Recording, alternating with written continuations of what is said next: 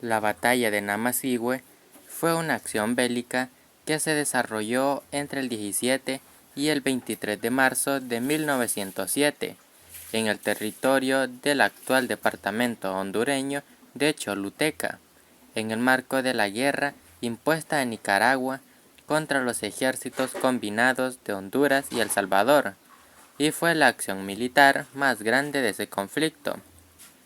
Se enfrentaron los ejércitos aliados de Honduras y El Salvador contra Nicaragua.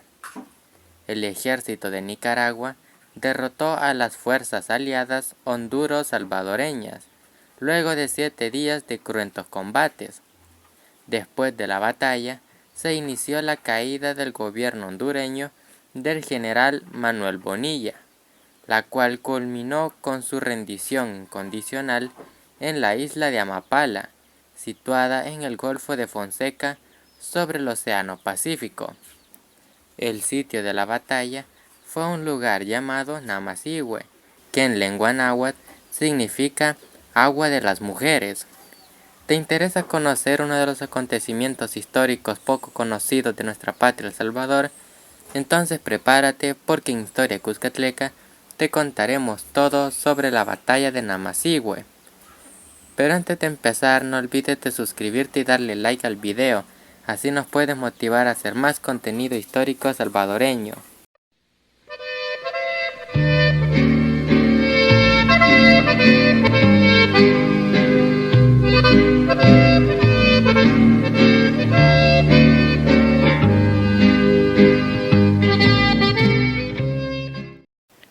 En enero de 1907, el gobierno de Honduras acusó a Nicaragua de ayudar con armas a los exiliados hondureños que atacaban los puestos fronterizos liderados por el general Miguel O'Kelly Bustillo, quien trataba de derrocar al general Manuel Bonilla.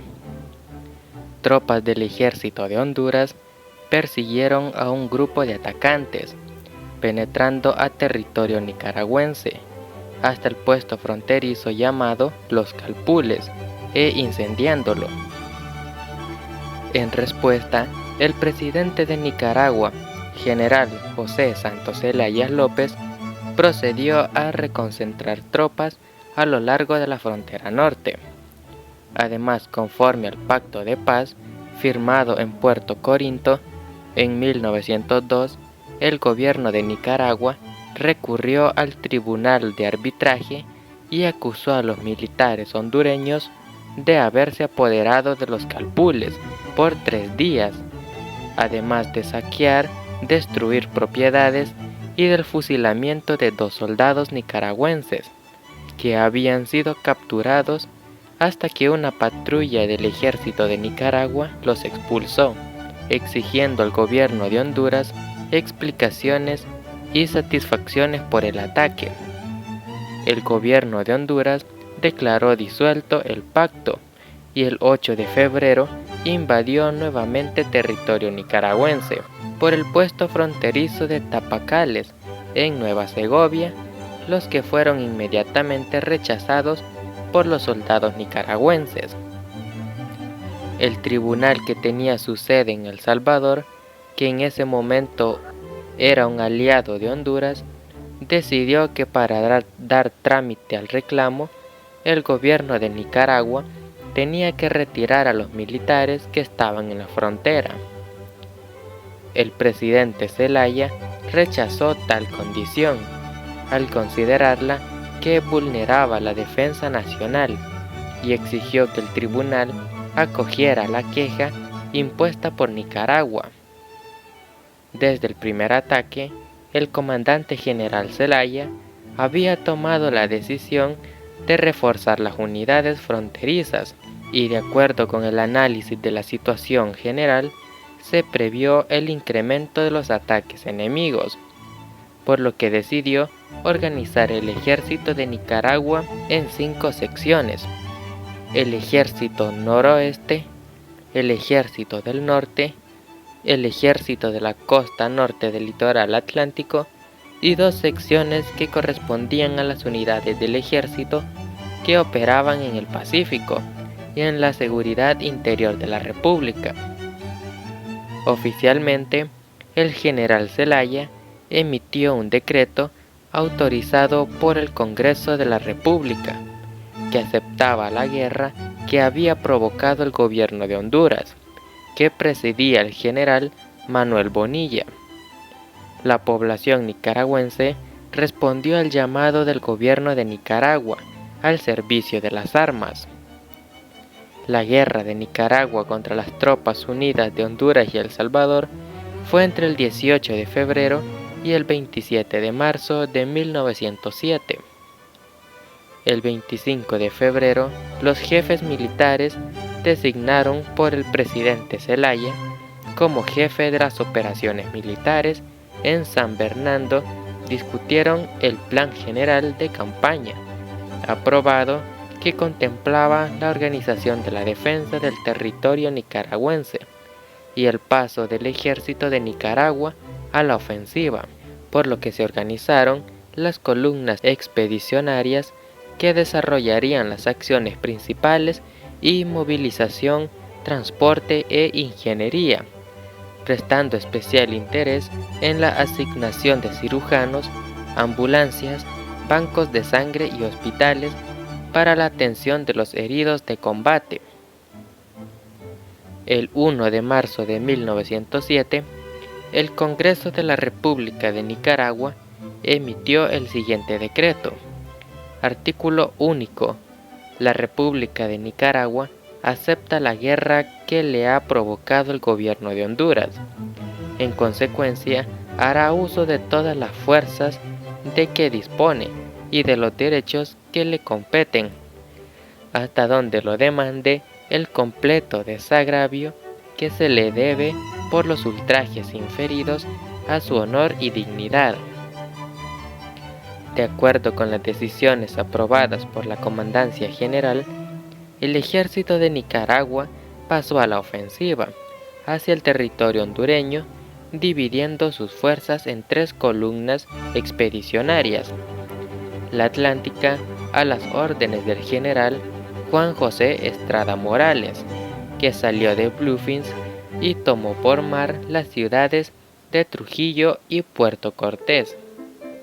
La Central, al mando del general Emiliano Herrera, que partió desde Nueva Segovia, penetrando en dirección a San Marcos de Colón, y se tomó el poblado e instaló un gobierno provisional. La Sur estaba bajo la autoridad del general Aurelio Estrada. Desde Chinandega avanzó penetrando hacia Choluteca. Ya para el 8 de marzo, una serie de tropas nicaragüenses se encontraban dislocadas en territorio hondureño.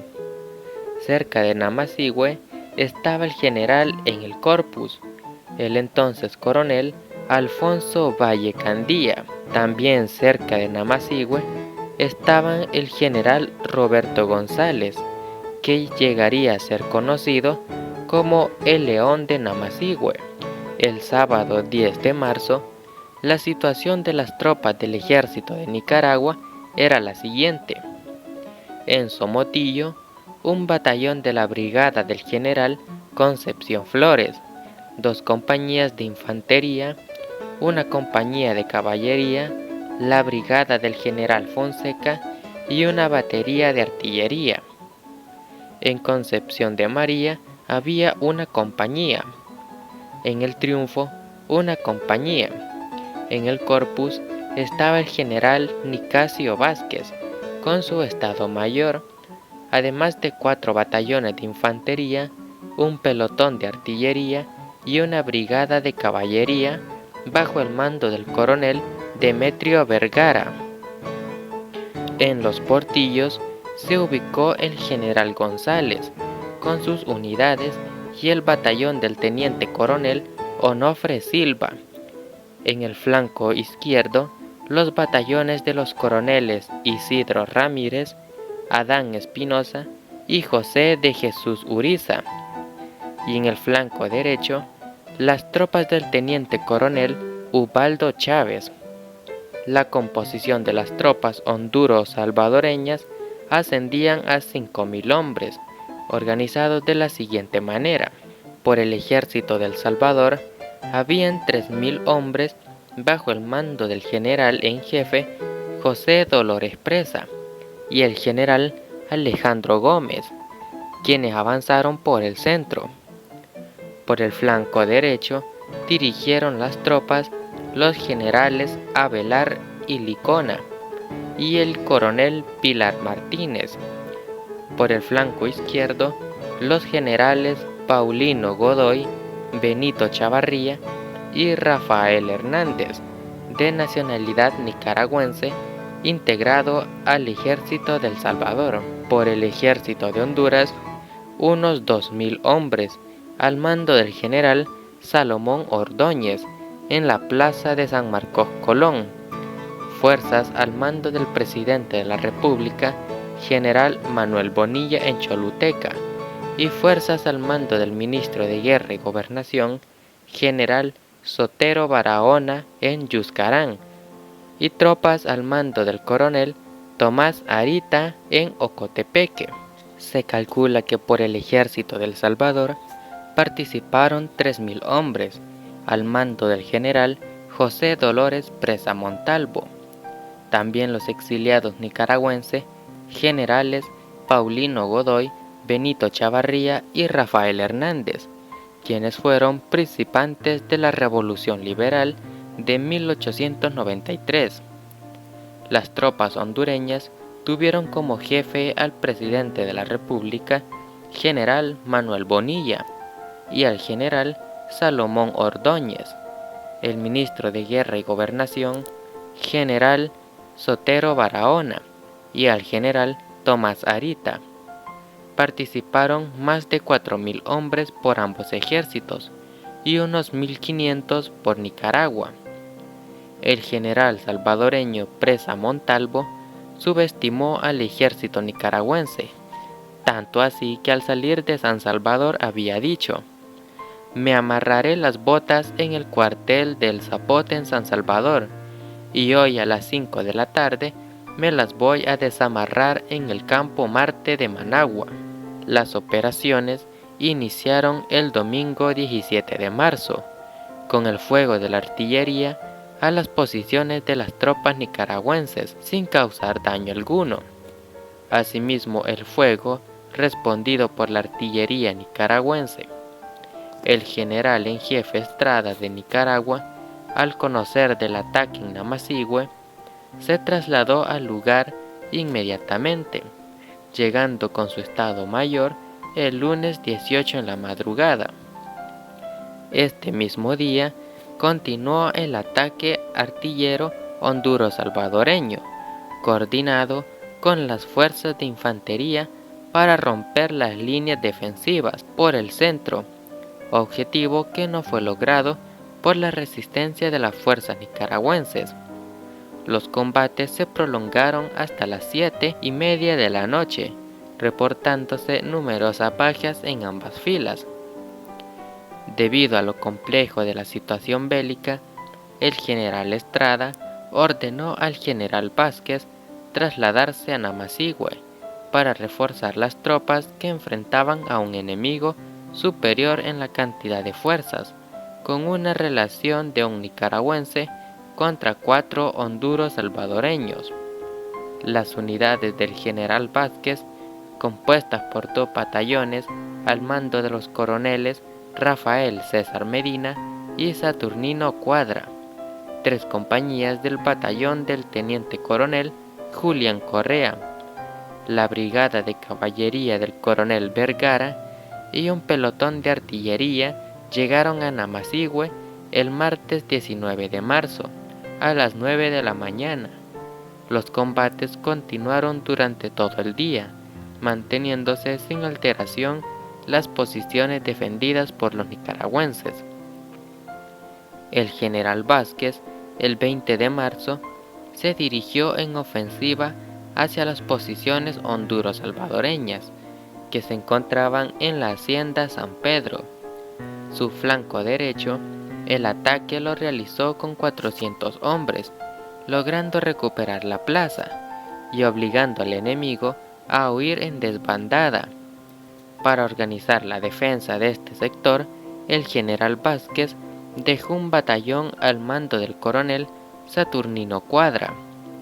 Esta ofensiva fue determinante para fortificar el flanco izquierdo del ejército nicaragüense y concentrar los esfuerzos principales en el frente de defensa y en el flanco derecho. Las fuerzas enemigas el día 21 realizaron un movimiento de flancos alrededor de las posiciones de las tropas del general González y del teniente coronel Silva, que defendían el centro. Ocuparon la loma El Grito y otras cercanas, desde las que abrieron fuego de artillería con el objetivo de romper las líneas defensivas, principalmente a de los Portillos. El fuego fue respondido con el empleo efectivo de las piezas Maxim, lográndose neutralizar los ataques. La disparidad numérica de los dos ejércitos fue compensada por el lado nicaragüense, con armas como las ametralladoras Maxim y Gatling, utilizadas por primera vez en las guerras centroamericanas. Con estas armas diezmaron las filas de las fuerzas aliadas honduro-salvadoreñas. El ejército de Nicaragua contaba con el siguiente armamento: cañones Krupp, cañones de montaña de 42 milímetros, sistemas Hotchkiss, piezas de artillería de repetición de 37 milímetros, obús de 75 milímetros, cañones Skoda, fusiles Remington, fusiles Mauser, ametralladoras Maxim y Gatling, y fueron las primeras armas modernas que fueron compradas por medio del ciudadano francés Francisco Lebreu. Otros jefes nicaragüenses participantes en la batalla fueron los coroneles Rafael César Medina, Saturnino Cuadra y Demetrio Vargas, el teniente coronel Julián Correa, todos al mando del general Nicasio Vázquez Gutiérrez, el general Roberto González y el teniente coronel Onofre Silva dirigían el ataque de artillería, en especial ametralladoras Maxim. Con el fin de distraer a las fuerzas enemigas y quitarles su iniciativa en el ataque al centro, las tropas nicaragüenses el 22 de marzo, al mando del general Vázquez, realizaron un nuevo movimiento ofensivo de rodeo hacia las posiciones de la retaguardia honduro-salvadoreñas. Al frente de estas operaciones se designó al general Terencio Sierra y al coronel Emilio Castillo, quienes con su batallón asestaron un contundente golpe a las fuerzas enemigas, logrando desalojarlas por la mañana del 23 del mismo mes.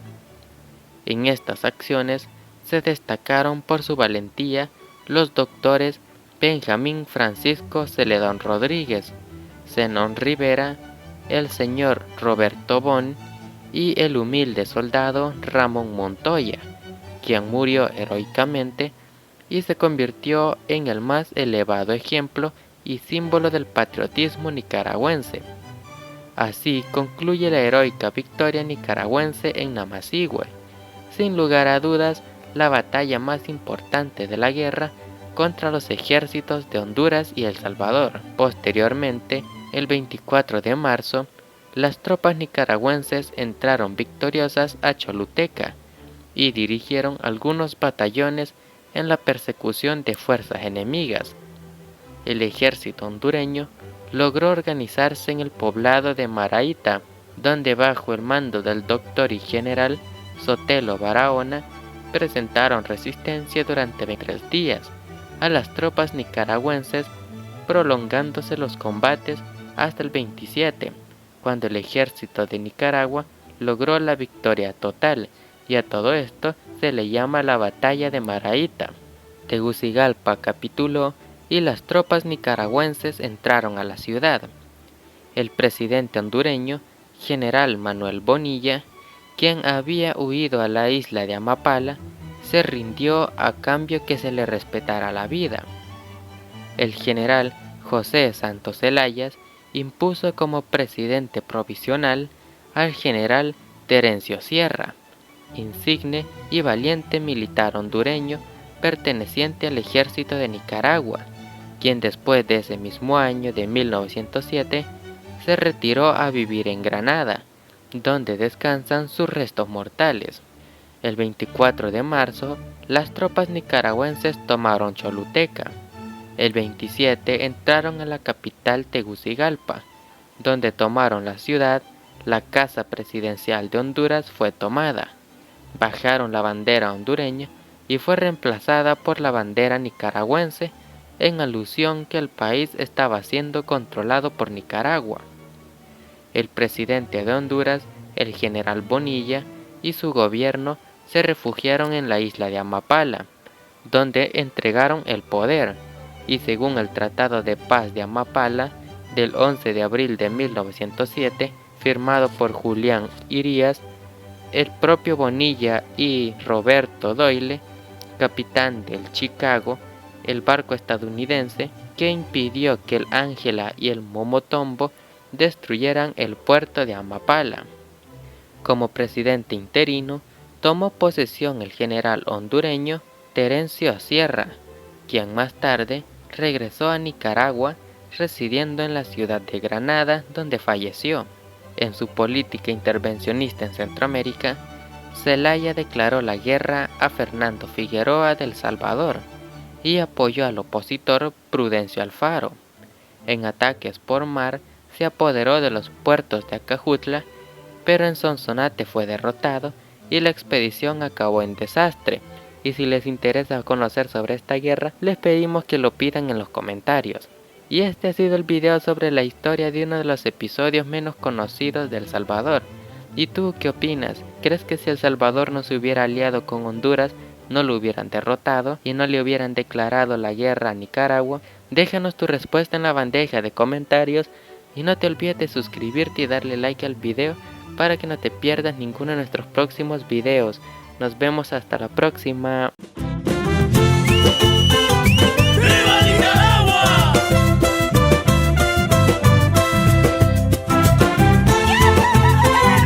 ¡Nica por gracia de Dios!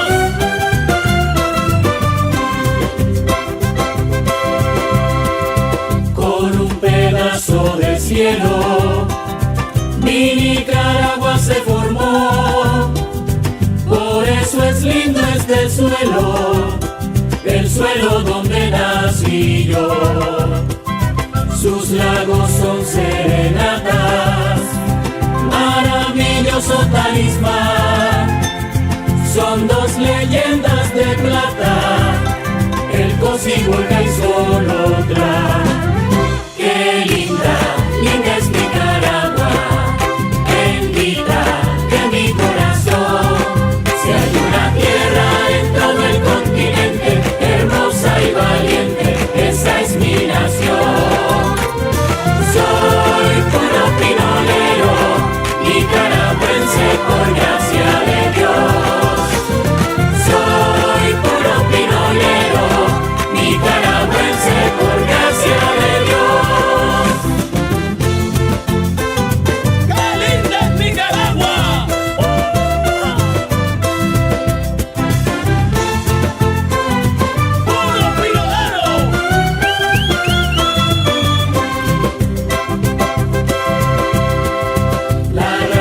Nicaragüense sabe de luchas y de honor, y luce altiva en su frente los esplendores de su sol. Solo en Darío se explica la inmensidad de su creación. Tenía que ser única, del mundo entero admiración. Qué linda, linda es Nicaragua, bendita de mi corazón. Si hay una tierra en todo el continente, hermosa y valiente, esa es mi nación. Soy puro pinolero, nicaragüense por gracia de